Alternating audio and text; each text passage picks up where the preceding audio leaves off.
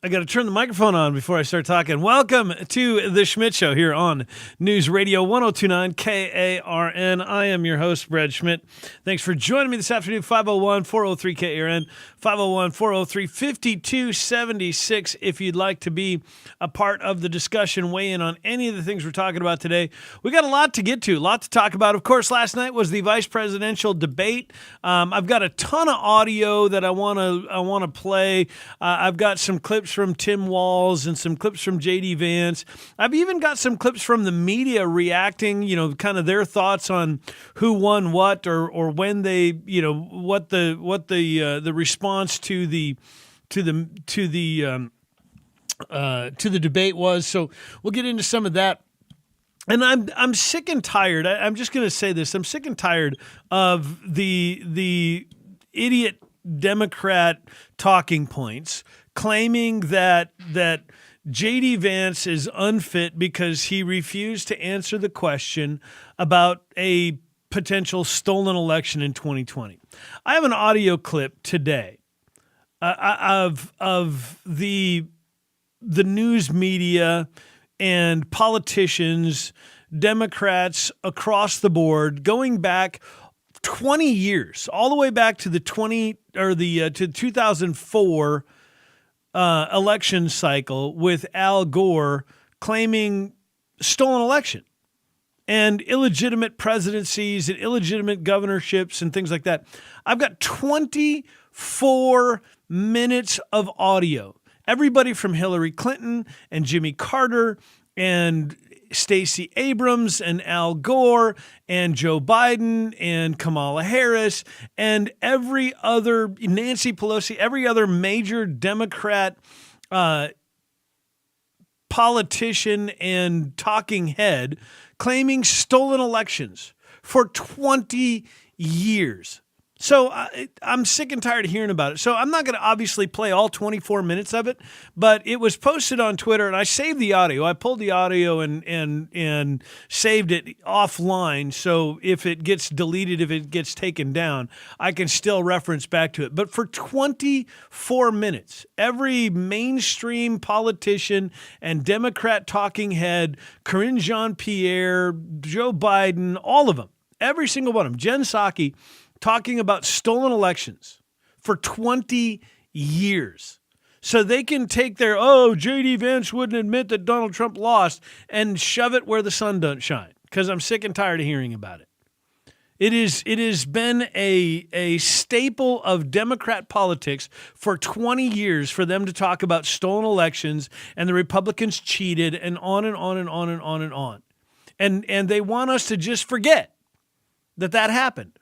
They want us to forget that Hillary Clinton claimed for years Russian collusion, illegitimate elections, stolen elections. I've got the audio.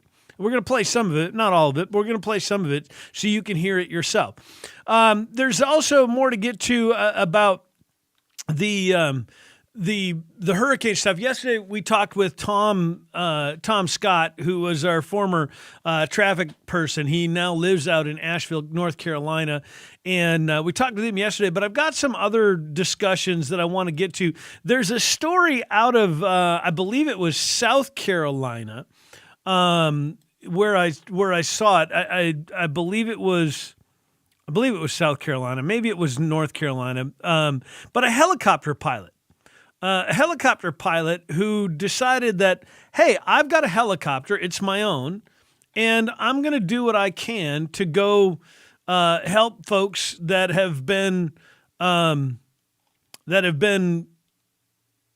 affected by the hurricane, and I'm going to go fly my helicopter in and start rescuing people.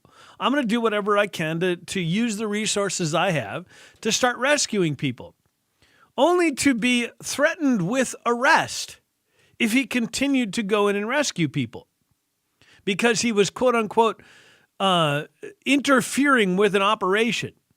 Well, I would ask, what operation? Because I'm not hearing any stories about government agencies and fire departments going in and using helicopters to rescue people.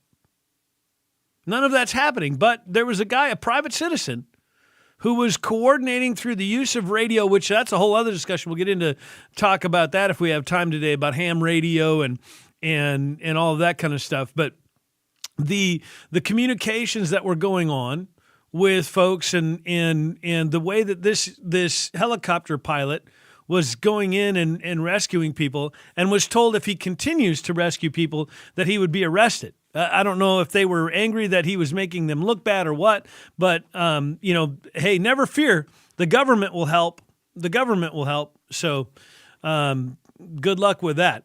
I want to talk a little bit about the dock workers strike, because of course the dock workers strike is ramping up, and there's been a lot of video of a particular union leader talking about all of the things that he's going to do and how miserable he's going to make your life by continuing this strike, demanding 77% an hour or 77% pay increases.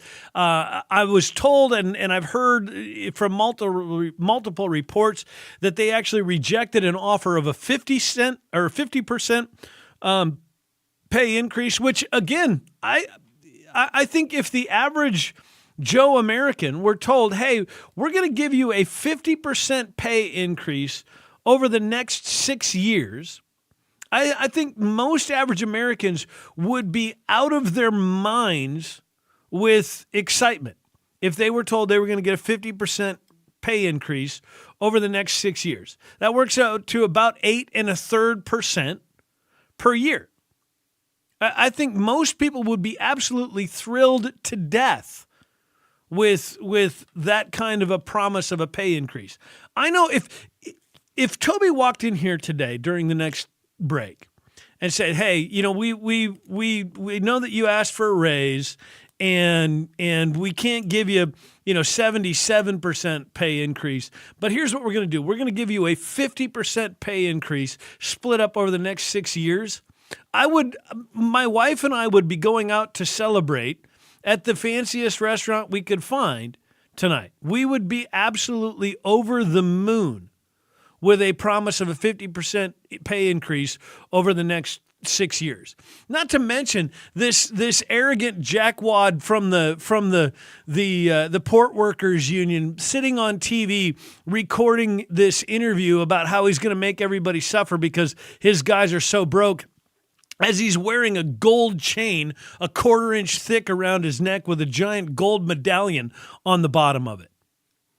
And then complaining that, he's so downtrodden and oppressed, and his guys are going to make sure that everybody knows how important they are and how all the great things that he's going to do to make your life miserable. And honestly, if I were the dock workers, or if I were the owners of these companies that these guys work for, I would fire them all right now and immediately begin automation, because automation has been proven to work. Most of the ports in China are already automated. They're already using robotic cranes and robotic transport systems for moving containers and things around in the ports. And one of the things that these guys are demanding is that there be a ban on any sort of automation of these jobs, because they're beginning to realize that their jobs are not as important as they think. That the work that they do is not some life-changing thing that nobody else can do. In fact, most of what they do can be automated. Most of what they do can be automated by machines and robots and all that sort of stuff, saving not only the companies a bunch of money, but you and I a bunch of money. Because you don't have to pay workers' comp for automated robots. You don't have to pay any sort of Social Security for automated robots. Yeah, you got to pay for the maintenance and all that kind of stuff, but there's a lot that you don't have to pay in that situation. And they're much more efficient. They don't need breaks. You don't have to pay them overtime. You don't have to do any of that kind of stuff. And look, I'm not going to sit here and pretend that my job couldn't be taken over by some sort of automation, and I would not be surprised that if someday in the future AI will likely take over doing what I do.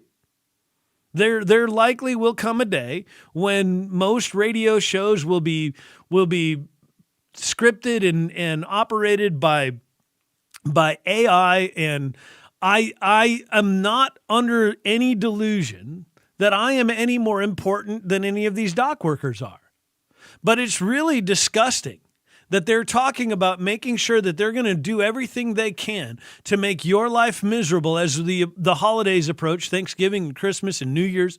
They're going to do everything they can to make your life miserable so they can get their 77% increase and a ban of automation so that they can guarantee that their jobs will be held only by union members for years and years and decades to come. Because they don't actually care about doing anything to they claim that they're the saviors of all mankind and managing the shipping for all the country. When the reality is their job can be done by robots and the workforce could be probably cut in at least half and maybe even more. And they're really not that invaluable. They're really not that irreplaceable. And the reality is, and I just had this conversation with my son last night, the reality is none of us are. I don't care how good you think you are. I don't care how awesome you think you are. You're not irreplaceable. None of us are. None of us are. There's more. We'll continue as we get to it all here on News Radio 102.9 KRN.